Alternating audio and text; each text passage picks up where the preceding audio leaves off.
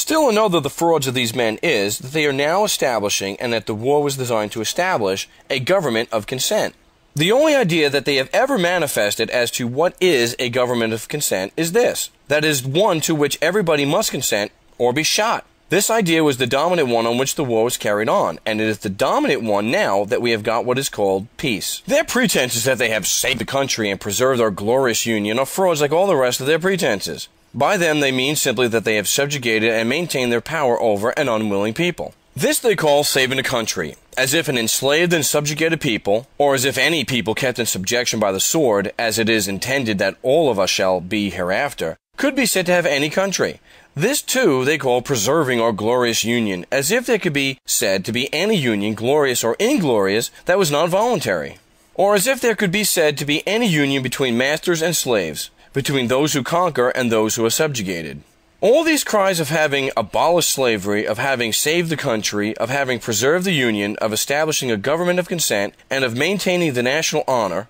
are all gross, shameless, transparent cheats, so transparent that they ought to deceive no one, when uttered as justifications for the war, or for the government that has succeeded the war, or for now compelling the people to pay for the cost of the war, or for compelling anybody to support a government that he does not want. The lesson taught by all these facts is this: as long as mankind continue to pay national debts, so-called, that is, so long as they are dupes and cowards as to pay for being cheated, plundered, enslaved, and murdered, so long there will be enough to lend them money for these purposes. And with that money, a plenty of tools, called soldiers, can be hired to keep them in subjection. But when they refuse any longer to pay for thus being cheated, plundered, enslaved, and murdered, they will cease to have cheats and usurpers and robbers and murderers and blood money loanmongers for masters.